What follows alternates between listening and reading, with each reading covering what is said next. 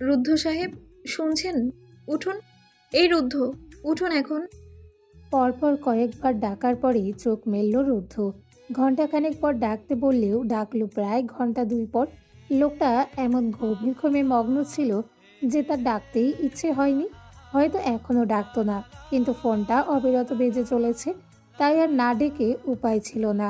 রুদ্ধ চোখ মেলেছে দেখতেই কোনো প্রশ্ন করার পূর্বেই ফোনটা রুদ্ধর সামনে বাড়িয়ে ধরল।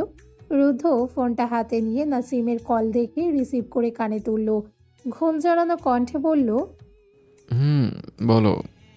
অফিসে ভাইয়ের অপেক্ষায় বসে থাকা নাসিম এখনও ভাই ঘুমিয়ে আছে বুঝতে পেরে ভ্যাবাচাকা খেল। কান থেকে ফোন সরিয়ে সঠিক নম্বরে কল দিয়েছে দেখে পুনরায় কানে ফোন তুলে মুচকি হেসে বলে উঠল, আরে ভাই, আমাকে দ্রুত চাচু বানানোর পরিকল্পনা করছো না তো? রাতে ঘুমাতে পারোনি বুঝি? না হলে এখনো পড়ে পড়ে ঘুমাচ্ছ যে? রুদ্ধ ধমক দিয়ে বলল। সকাল সকাল থাপ্পড় খেতে না ছিল মুখ সামলা, আর কাজের কথা বল। ধমক খেয়ে নাসিম সিরিয়াস হয়ে বলল, এখন সকাল নয় ভাই, ভোর দুপুর। যাই হোক, দ্রুত অফিসে আসো, গুরুত্বপূর্ণ কথা আছে। হুম, আসছি, রাখ। বলেই ফোন কেটে পাশে রেখে দিল। ঘড়ির দিকে তাকাতেই দেখল সময় 10 ছাড়িয়েছে। মেয়েটাকে তো বলেছিল ডেকে তুলতে, তাহলে কেন ডাকলো না? বিছানা থেকে নেমে দ্রুত হাত চালিয়ে বইয়ের উদ্দেশ্যে শুধালো। আরও আগে ডাকতে বলেছিলাম, ডাকেননি কেন? গলার স্বর কিছুটা গম্ভীর শোনালো। রেগে গেল নাকি লোকটা? অদ্রিজা কিছুটা ভয় পেয়ে গেল। কাচুমাচু হয়ে দাঁড়িয়ে হাতে হাত ঘষতে ঘষতে জবাবে বলল, আসলে আপনি এত গভীর ঘুমেছিলেন যে আমার ডাকতে ইচ্ছে হয়নি। আম সরি। বউকে সরি বলতে দেখে রুদ্ধ বউয়ের পানে তাকালো। কার্যক্রম দেখে বুঝলো মেয়েটা ভয় পাচ্ছে। সে দ্রুত পদে বাথরুমের দিকে ছুটে গলার স্বর শান্ত করে বলে উঠল, খুব ভালো করেছেন, রেগে নেই আমি। ভয় পাচ্ছেন কেন? প্রশ্ন করলেও জবাব না শুনেই ওয়াশরুমে ঢুকে দরজা বন্ধ করে দিল। স্বামী রেগে যায়নি বুঝতে পেরে ভয় দূর হলো অদ্রিজার। লোকটা যে তাড়া আছে তা বুঝতে পেরে নিজেও দৌড় লাগালো নিচের দিকে। 20 মিনিটের মাথায় গোসল শেষ করে বেরিয়ে এলো রুদ্ধ। বউকে রুমে না দেখেও তেমন আমলে নিল না। দ্রুত পোশাক পরিধান করে হাতে একটা ঘড়ি পরে নিল। ওয়ালেট আর ফোন নিয়ে কক্ষ ছেড়ে বেরিয়ে নিচে এলো। দেরি হওয়ার কারণে খাওয়ার একদম ইচ্ছে ছিল না। সম্মুখে মাকে দেখেই মুখে উচ্চারণ করল। আমি আসছি, অথচের খেয়াল রাখো মা। দুপা এগিয়ে গেল নূরজাহান বেগম। ছেলেকে কিছু বলার পশ্চাতেই অদ্রিজা দৌড়ে এসে ডেকে বলল, আপনার খাবার রেডি, খেয়ে যান প্লিজ। রুদ্ধ স্থির দাঁড়িয়ে ঘাড় ঘুরিয়ে বউয়ের পানে তাকালো। তার মানে মেয়েটা এই জন্য নিচে এসেছিল। ভালো লাগলো ভেবে মেয়েটা ইদানিং তাকে অনেক প্রায়োরিটি দিচ্ছে দেখে। মায়ের পানেও তাকালো। নূরজাহান বেগম ইশারায় বললেন খেয়ে যেতে। রুদ্ধ দুরক্তি না করে ডাইনিংয়ের দিকে এগিয়ে গেল। টেবিলে খাবার সাজিয়ে রাখা, বসে দ্রুত হস্তে খাওয়া শুরু করলো। তা দেখে অদ্রিজা বাধা দিয়ে বলল, আস্তে খান, আর একটু দেরি হলে কি এমন হবে বলুন তো? রুদ্ধ জবাব না দিলেও কিছুটা আস্তে খাওয়ার চেষ্টা করলো। অদ্রিজা নীরব চোখে তাকিয়ে স্বামীর খাওয়া দেখল। গোসল করে আসলেও শ্যামরাঙা মুখখানায় এখনও তার দেওয়া দাগ স্পষ্ট। তা চাক্ষুষ হতেই অদ্রিজার পুনরায় মন খারাপ হলো। আঙুল দিয়ে ইশারা করে বলে উঠল, আপনার মুখের দাগ স্পষ্ট। আর একটু অপেক্ষা করবেন, আমি স্যাভলন বা অয়েন্টমেন্ট লাগিয়ে দিতাম। বউয়ের ইশারায় আর কথার মানে বুঝে নির্লিপ্ত স্বরে বলে উঠল। প্রয়োজন নেই, সময় কম, আমি করে নেব। মুখে এসব বললেও একা একা বিড়বিড় করলো, ফাইনালি সম্মান আজ ডুবলো বলে দেখলেই সবাই বলবে এই নেতা রাতে কাণ্ড ঠিকই ঘটে এসছে। সবই কপাল। একটা হতাশ শ্বাস ফেলে পুনরায় খাওয়াতে মন দিল। খাওয়া শেষ হতেই হাত পরিষ্কার করে উঠে দাঁড়ালো। বউয়ের মুখপানে তাকিয়ে ছোট্ট করে নির্দেশ দিল, বিকেলে তৈরি হয়ে থাকবেন, আপনাকে কোথাও নিয়ে যাবো আমি। নাসিম এসে নিয়ে যাবে আপনাকে। অদ্রিজা কিছুটা বিস্ময় নিয়ে শুধালো, কোথায় যাবেন আমায় নিয়ে? গেলেই দেখতে পাবেন, সাবধানে থাকবেন, আসছে। বলেই চলে গেল রুদ্ধ। নূরজাহান বেগমও দেখলেন ছেলের যাওয়া। ছেলের মুখে আর গলার দাগ ওনারও দৃষ্টিগোচর হয়েছে। রাতে চিন্তায় ওনারও ঘুম আসছিল না। তাই তো রাতে বৌমার কান্নার আওয়াজ তিনিও পেয়েছিলেন, কিন্তু রুমে আর যাননি। ছেলে একা সামলে নিবে ভেবে। হয়তো মুখের দাগগুলো মেয়েটারই করা। হতাশ শ্বাস ফেললেন তিনি। রুদ্ধ যেতেই অদ্রিজা নিজের হাতে সব গুছিয়ে রেখে দিল। আজ তো ভার্সিটি যায়নি, এখন কি করবে? বাড়িতে তো কেউ নেই। তখনই নূরজাহান বেগমের ডাক ভেসে এলো। আরু মা, আমার রুমে আসো তো, গল্প করি দুজন। শাশুড়ির ডাক পেতেই হাসি ফুটল অদ্রিজার মুখে। খুশি মনে ব্যস্ত পায়ে হেঁটে গেল শাশুড়ির পিছু পিছু। শুনছেন, আপনাকে আমার সাথে যেতে বলছে। অদ্রিজা কিচেনে দাঁড়িয়ে শাশুড়ির সাথে কিছু কাজ করছিল। তার মাঝে কোনো পুরুষের কণ্ঠ পেয়ে দুজনেই ফিরে তাকালো। কিচেনের দরজার সামনে রোনাক দাঁড়িয়ে, চোখে মুখে অস্বস্তি ছড়াছড়ি। রোনাককে দেখে অদ্রিজাও কিছুটা অস্বস্তি অনুভব করলো। ছোট ছেলেকে এমন করে ডাকতে দেখে নূরজাহান বেগম রাগী দৃষ্টি নিক্ষেপ করলেন ছেলের পানে। কড়া স্বরে বলে উঠলেন, মেয়েটা তোর ভাবি হয়, সম্মানের সহিত ভাবি বলে ডাক। এটা কোনো ধরনের ডাক হলো? মায়ের কড়া স্বর শুনেই রোনাক ভড়কে গেল। খারাপ কি বলেছে সে? বিয়ের একটা মাস হতে চলল প্রায়, অথচ এই মেয়ের সাথে ভুল করেও কোনো কথা হয়নি। তার উপর দেখতে গিয়ে সব বিপরীত ঘটে যাওয়ায় বিষয়টি তো আছেই। অস্বস্তি আর লজ্জা দুটোই হয়। কিন্তু আজ ভাই ফোন করে নির্দেশ দিল সে যেন তার ভাবিকে তার কাছে দিয়ে আসে। এটা কোনো ড্রাইভারকে বললেই হতো, তাকে কেন?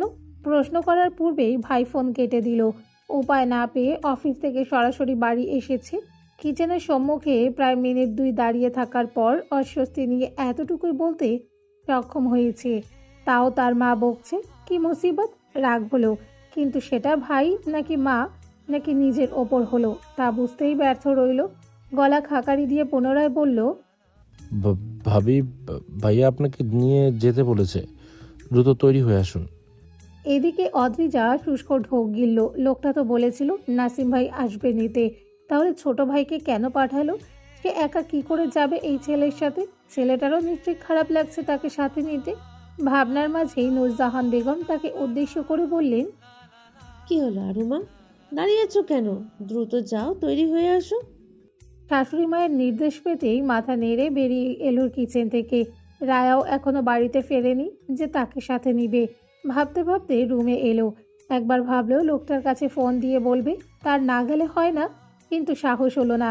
এখন না গেলে যদি সবাই খারাপ ভেবে নেয় বিষয়টাকে।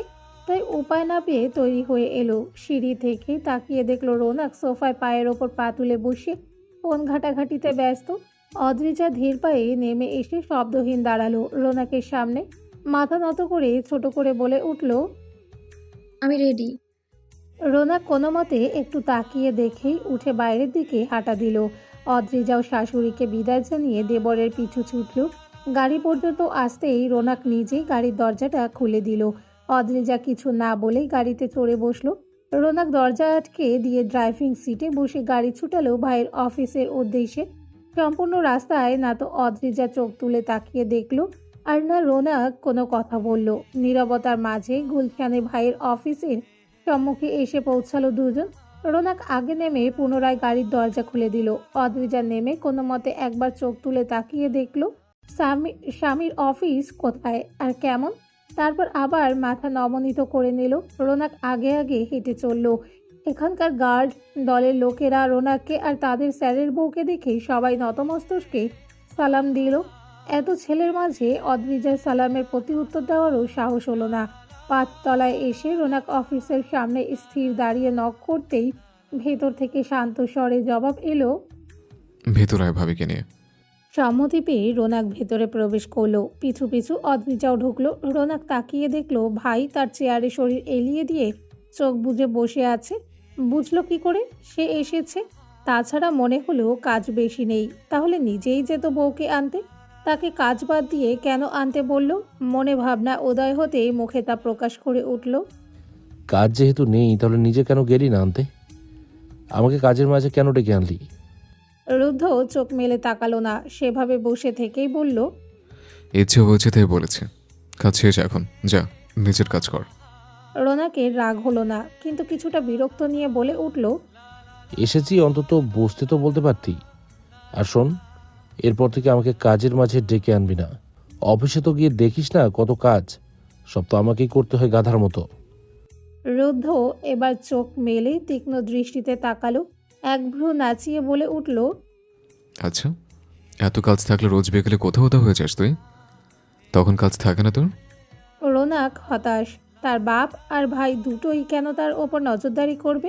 উল্টো ঘুরে কেবিন থেকে বের হতে হতে বলল, সব খবরই তো রাখিস, তাহলে আর জিজ্ঞেস করে মজা নিচ্ছিস কেন? যাই হোক, আমাকে আর ডাকবি না, মনে থাকে যেন। বলে চলে গেল। না তো রুদ্ধ জবাব দিল আর না তো সে জবাব শোনার চেষ্টা করলো। অদ্রিজা এতক্ষণ একটা কর্নারে দাঁড়িয়ে দুই ভাইয়ের তর্ক বিতর্ক দেখছিল। রুদ্ধ বউয়ের পানে নজর দিয়ে আওড়ালো, ওখানে দাঁড়িয়ে না থেকে এখানে এসে বসুন। অদ্রিজা ছোট ছোট কদম ফেলে এগিয়ে আস্তে আস্তে বলে উঠল, আপনি বলেছিলেন নাসিম ভাই নিয়ে আসবে। কেন, রৌনক আপনাকে কিছু বলেছে?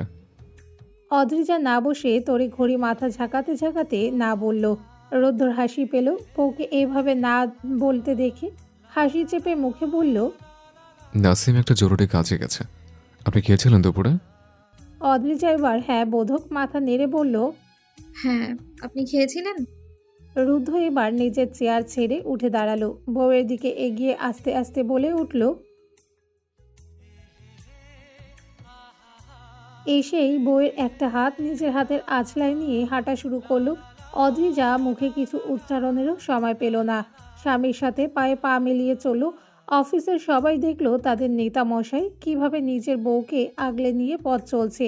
গাড়ি পর্যন্ত এসে নিজেই ফ্রন্ট সিটের দরজা খুলে বউকে বসিয়ে দিয়ে নিজে ড্রাইভিং সিটে বসে পড়ল।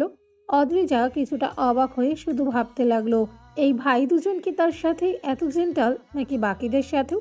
এই ছেলেটাও তার সাথে কথা বলে না, অথচ কত সম্মানের সহিত নিয়ে এলো। তার ভাবনার মাঝে রুদ্ধ গাড়ি ছুটালো। 20 মিনিট পেরোতেই গাড়িটা স্থির হলো। অদ্রিজা তাকাতেই বুঝলো এটা একটা ক্লিনিক হবে। এখানে আসার কারণ কি? গাড়ি থেকে নামতেই রুদ্ধ আবার হাতখানা ধরে ভেতরের দিকে এগিয়ে গেল। অদ্রিজা পথ চলতে চলতে শুধালো, এখানেই নিয়ে আসার কথা ছিল বুঝি? রুদ্ধ সম্মুখে অগ্রসর হতে হতেই আওড়ালো, এরপর অন্য কোথাও নিয়ে যাওয়ার আছে। অদ্রিজা আর কিছুই জিজ্ঞেস করলো না। রুদ্ধ রিসিপশন থেকে কিছু জেনে এগিয়ে গেল। এসে একটা কেবিনের সামনে দাঁড়ালো। এসে দরজায় নক করার সাথে সাথে সম্মতি পেয়ে দরজা ঠেলে ভেতরে প্রবেশ করলো। ভেতরে এক মধ্যবয়সী সুন্দরী মহিলা বসে, চোখে একটা রিমলেস চশমা পরা। সাজ পোশাক দেখে উপলব্ধি করা যায় লাইফস্টাইল খুবই আধুনিক। সম্মুখে একটা নেম প্লেট চলচল করছে, একটা নাম, ডক্টর মায়া রহমান। মহিলা একজন সাইকিয়াট্রিস্ট।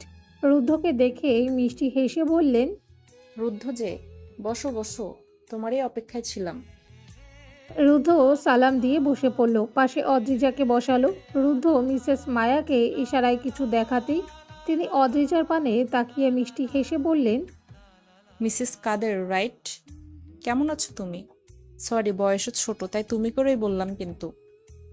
না চিনলেও অদ্রিজা মিষ্টি হেসে সালাম জানালো। নম্রভাবে বলল, ভালো আছি আমি। আপনি কেমন আছেন আন্টি? এই তো আছি ভালোই। মহিলা আরও কিছু কথা বলে অদ্রিজার সাথে কিছুটা সহজ হয়ে নিলেন। অনেক প্রশ্ন করলেন তার সমস্যা নিয়ে। এতে অদ্রিজার বুঝতে বাকি নেই রুদ্ধ তাকে এখানে কেন নিয়ে এসেছে। নিশ্চয়ই কাল রাতের পর থেকে তাকে অসুস্থ ভাবতে শুরু করেছে। সে তো আগেও ডাক্তার দেখিয়েছে, কিন্তু কিছুই তো হয়নি। তবুও স্বামীর মান রাখতে সব প্রশ্নেরই জবাব দিল। অদ্রিজা কিছুটা স্বাভাবিক হয়েছে বুঝতে পেরে বললেন, তোমাকে আরেকটা প্রশ্ন করতে পারি অদ্রিজা? জি করুন। ভদ্রমহিলা রুদ্ধর পানে একবার তাকিয়ে অদ্রিজার পানে তাকালো, অভয় দিয়ে শুধালো, যদি কিছু মনে না করো তাহলে কি আমাকে বলতে পারো 3 বছর আগে তোমার সাথে ঠিক কি কি হয়েছিল? এক প্রশ্নতেই যেন অদ্রিজা নীরব হয়ে গেল। চোখের সামনে যেন এক দুর্বিষহ চিত্র ভেসে উঠল। অদ্রিজার শরীর একটা ঝাঁকি দিয়ে উঠল। হাত দিয়ে নিজের হাঁটুর কাছে শক্ত করে ধরল, মাথা নত করে নিল, যেন তার ভয় অস্বস্তি কাউকে দেখাতে চাইল না।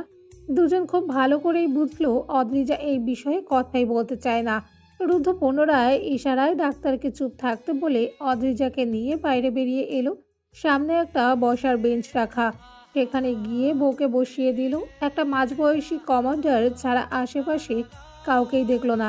অদ্রিজাকে বসিয়ে দিয়ে বলল, এখানে কিছুক্ষণ অপেক্ষা করুন, আমি একটু ডাক্তারের সাথে কথা বলে আসছি।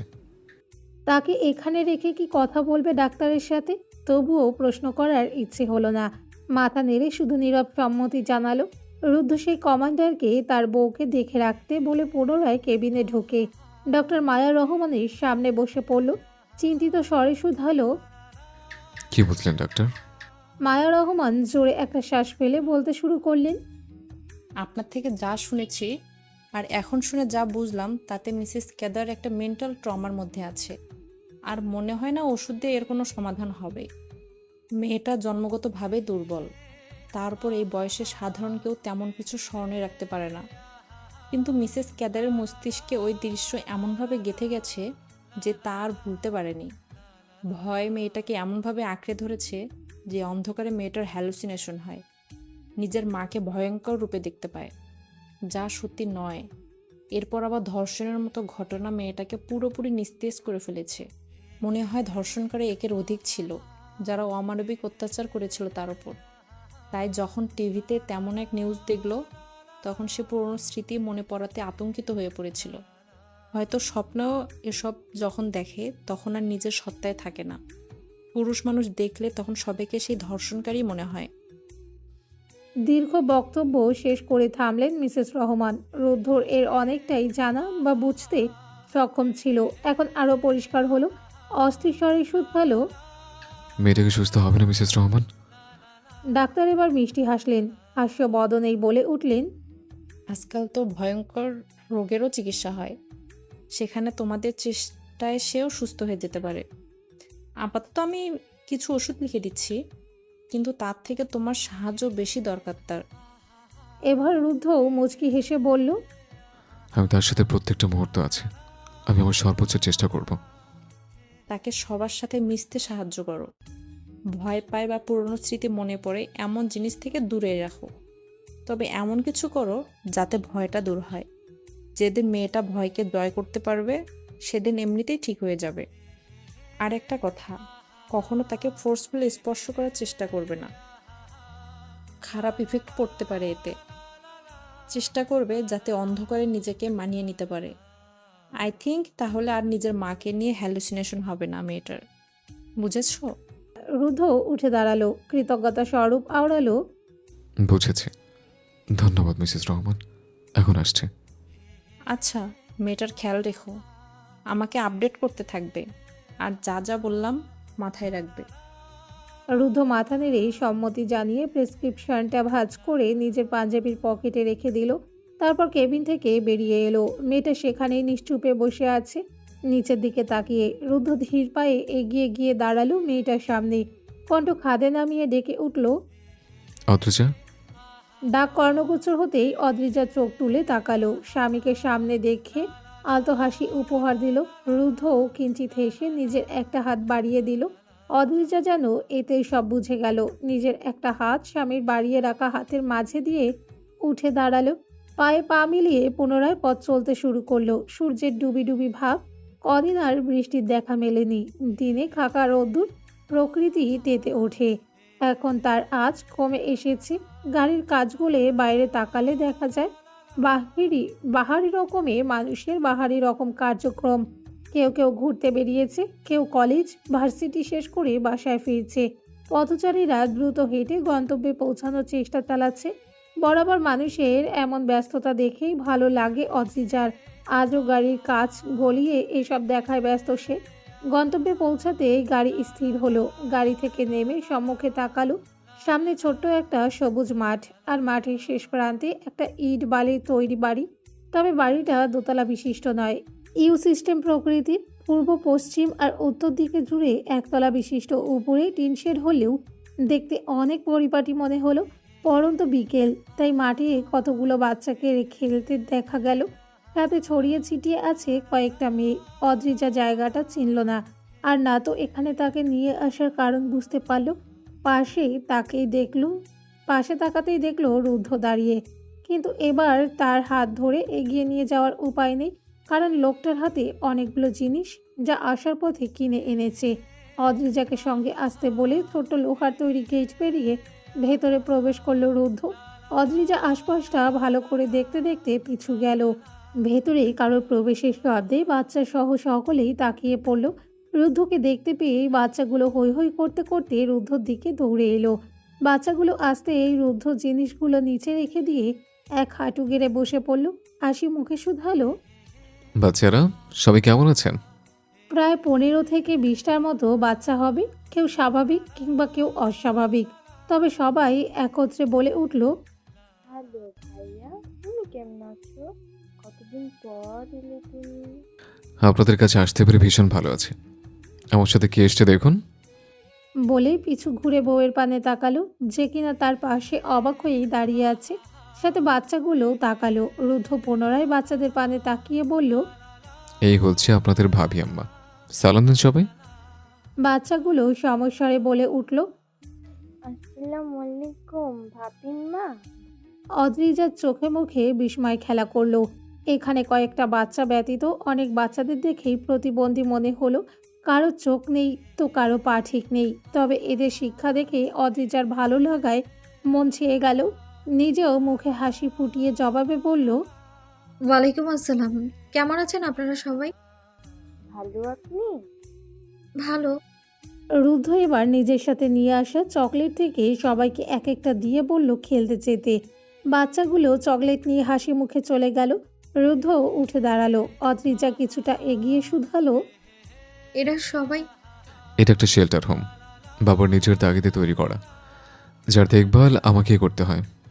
এরা এখানে বড় হয়েছে, তবে সবারই কিছু না কিছু সমস্যা আছে। এদের অধিকাংশ পথ শিশু, আর মেয়েদের যাদের দেখছেন তাদের অনেকেই বিভিন্ন সমস্যার শিকার, যার কারণে এটাই তাদের একমাত্র আশ্রয়স্থল। প্রতি মাসে কিংবা সময় পেলে এখানে আসে। আজ মনে হলো আপনাকে নিয়ে আসে। খারাপ লাগছে না তো? অদ্রিজা মাথা নেড়ে না বোঝালো। তখন সেখানে এক মেয়ে এলো, নম্র স্বরে সালাম দিয়ে শোধালো, কেমন আছেন ভাইজান? এটা আমাদের ভাবি বুঝি? রুদ্ধ সম্মতি জানিয়ে বলল, হুম, এই তোমাদের ভাবি। আমি ভালো আছি। তোমরা সবাই ভালো আছো তো মন? আপনি যতদিন আছেন ততদিন অন্তত আমরা কেউ খারাপ থাকবো না ভাইজান। জবাবে রুদ্ধ কিঞ্চিত হেসে বলল, ভালো থাকার জন্য নিজের মনোবল আর ইচ্ছে থাকা বেশি প্রয়োজন হয়, কারো সাহায্য নয়। এটা বলে এখানে সবকিছু ঠিকঠাক চলছে তো? মন নামের মেয়েটা এবার ফিক করে হেসে দিয়ে বলল, সব ঠিকই আছে, না থেকে উপায় আছে বলুন? ম্যানেজার আপনার নাম শুনলেই তো ভয় পেয়ে যায়। রুদ্ধ এই কথার জবাব না দিয়ে বউয়ের দিকে তাকিয়ে শুধালো, আমার ভেতরে কাজ আছে। আমার সাথে যেতে চান নাকি এখানে সময় কাটাতে চান? আই থিঙ্ক এদের সাথে থাকলে আপনার ভালো লাগবে। অদ্রিজা ছোট করে উচ্চারণ করল। আপনি যান। রুদ্ধ আর কিছু না বলে জিনিসগুলো নিয়ে ভেতরে এখানকার তত্ত্বাবধায়কের কক্ষের দিকে চলে গেল।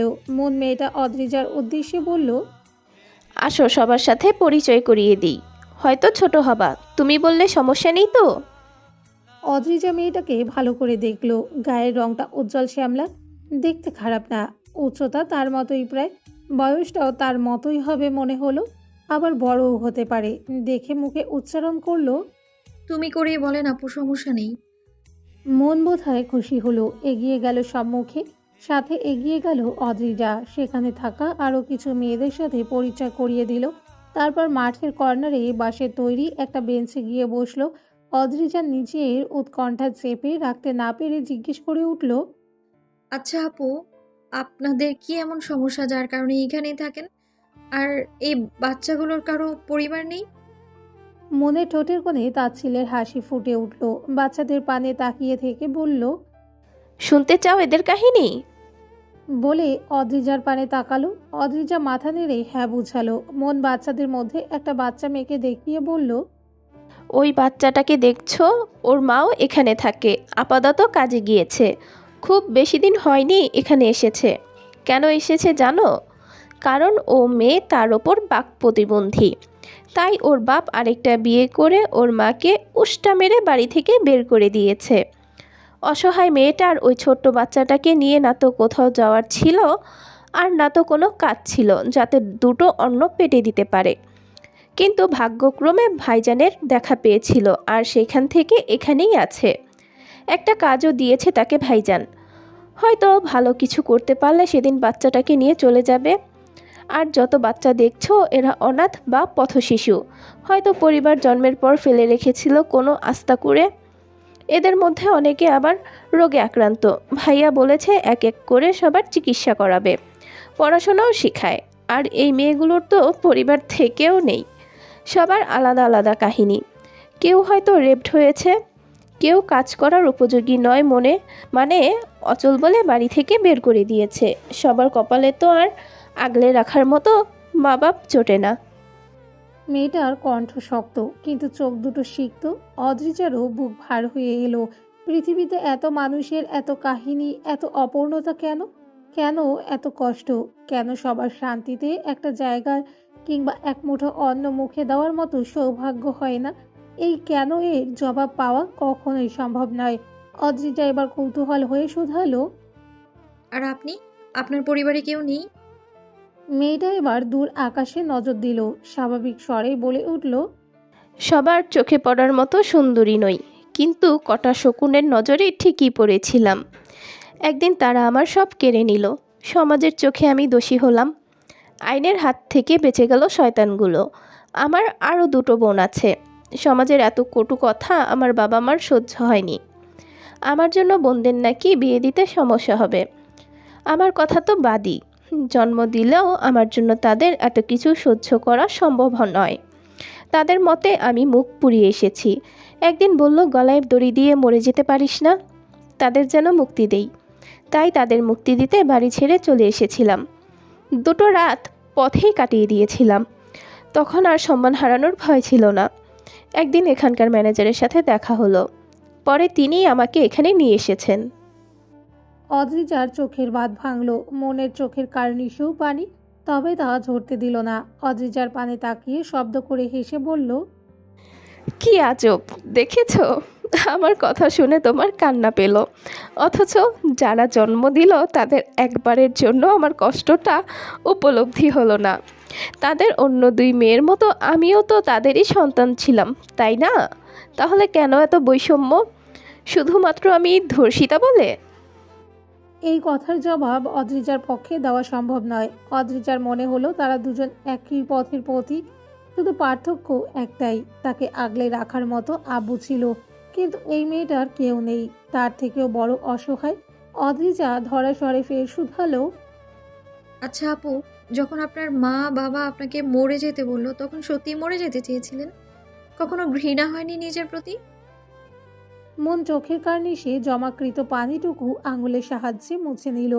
ব্যথাতুর স্বরে বলল, সত্যি বলতে একমাত্র তখনই মরে যাওয়ার ইচ্ছে হয়েছিল, কিন্তু পরে ভাবলাম কেন মরবো আমি, যেখানে আমার কোনো দোষই নেই। জীবন উপরওয়ালার দান, তাই যতদিন তিনি না মৃত্যু দিচ্ছে ততদিন আমি কখনো মরার চেষ্টা করব না। সবার মতো আমারও অধিকার আছে বেঁচে থাকার, পৃথিবীর সৌন্দর্য উপভোগ করার। আমি তো স্বইচ্ছায় ধর্ষণ হতে যাইনি, তাহলে কেন নিজেকে দোষী ভাববো কিংবা ঘৃণা করব? সমাজের কেউ আমাকে অন্ন দেয়নি, থাকার জায়গা দেয়নি, তাহলে তাদের কথায় বা কেন গায়ে মাখবো? আমাদের উচিত নিজের জন্য বাঁচা। আর একটা কথা, পরিবার হোক, বন্ধু হোক কিংবা অন্য কেউ হোক, যে আমার কথা একবার ভাববে আমি তার কথা দুবার ভাবতে রাজি, কিন্তু অন্যদের কথা নয়। জীবন দিলে তার জন্যই দেব যে আমার কথা ভেবেছে, আমাকে নতুন করে বাঁচার সুযোগ করে দিয়েছে, তাছাড়া নয়।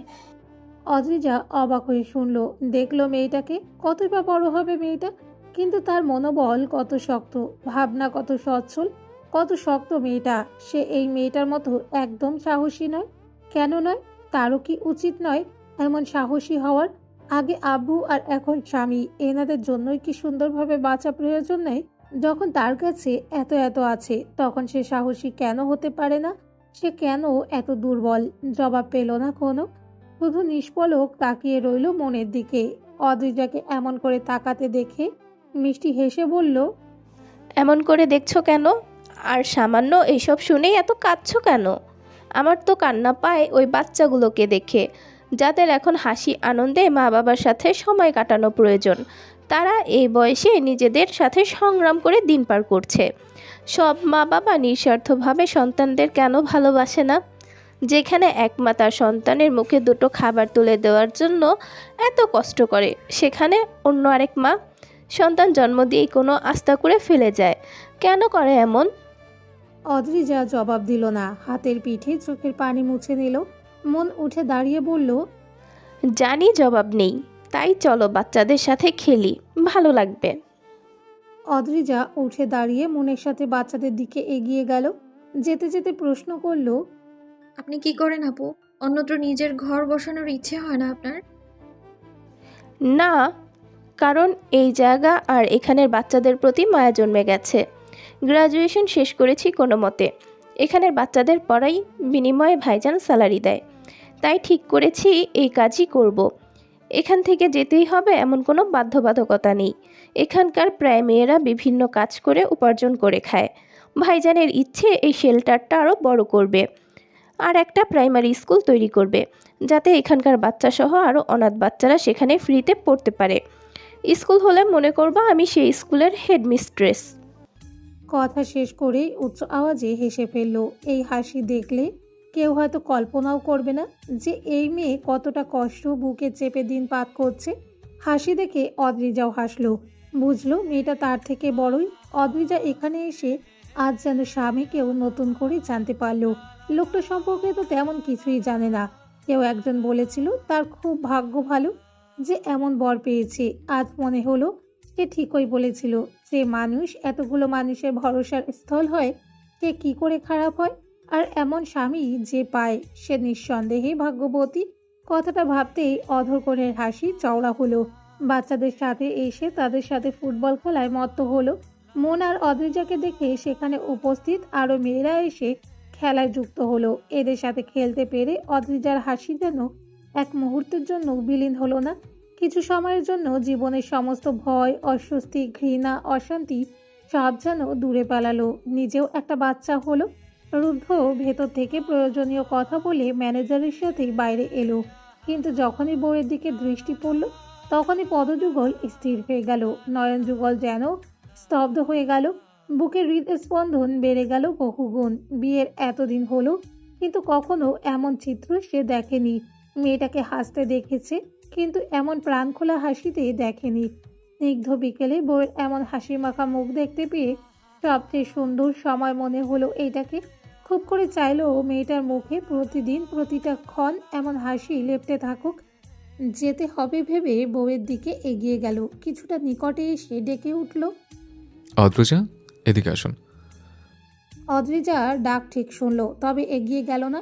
খেলার মধ্য থেকেই হাসি মুখে ডেকে উঠল, আপনিও আসুন না রুদ্ধ, এদের সাথে খেলবেন। রুদ্ধর ইচ্ছে হলো না বউয়ের হাসি মাখা মুখের আবদার ফিরিয়ে দিতে। সেও এগিয়ে গেল। রুদ্ধকে পেয়ে বাচ্চাগুলো আরো আনন্দে মেতে উঠল। সময় গড়ালো আরো কিছু মুহূর্ত। দৌড়াতে দৌড়াতে অদ্রিজা যখন হাঁপিয়ে উঠল তখন রুদ্ধ এগিয়ে এসে বলল, এখন আমাদের যাওয়া উচিত। একটু সময়ের জন্য এসে সবার সাথে এত ভালো মুহূর্ত কাটাবে তা অদ্রিজা ভাবেনি। এখন চলে যাবে ভেবে খারাপ লাগলো। স্বামীর পানে তাকিয়ে আবদার করলো, এরপর যখনই এখানে আসবেন আমাকে সাথে নিয়ে আসবেন, কিন্তু মনে থাকবে। রুদ্ধ এগিয়ে এলো, দাঁড়ালো বউয়ের একেবারে নিকটে। নিজ পকেট থেকে একটা টিস্যু বের করে বউয়ের কপালে বিন্দু বিন্দু জমাকৃত ঘাম মুছে দিয়ে আওড়ালো, যদি কখনো ভুলে যায় তাহলে আপনি মনে করে দিন আমার বেগম যান। এমন যত্ন, এমন সম্বোধন শুনে অদ্রিজার মন কাননে যেন হাজারো ফুল তার সৌরভ ছড়ালো। কিঞ্চিত লজ্জায় এসে আঁকড়ে ধরল তাকে। মিষ্টি হেসে মাথাটা নিচু করে দুপাশে মাথা নাড়ালো। রুদ্ধ এবার বউয়ের একখানা হাত আঁকড়ে নিয়ে বলল, তাহলে যাওয়া যাক এখন।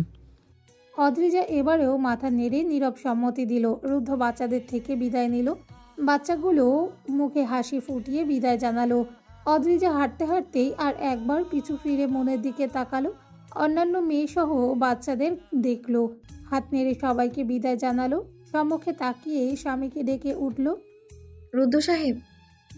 পথ চলতে চলতেই জবাব দিল রুদ্ধ, বলুন বেগম যান। ইস, আবারও সেই সম্বোধন।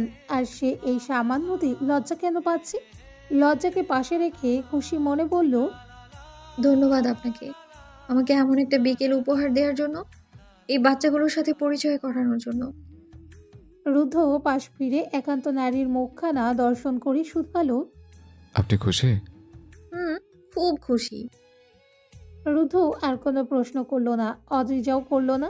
কেবল রুদ্ধ বউয়ের হাতখানা আরো শক্ত করে আঁকড়ে নিয়ে মনে মনে আওড়ালো, এমন খুশি আপনাকে আমি প্রতি মুহূর্তে উপহার দিতে চাই। বিনিময়ে আপনার হাসি মুখ দেখে আমার দিনের ইতি ঘটাতে চাই।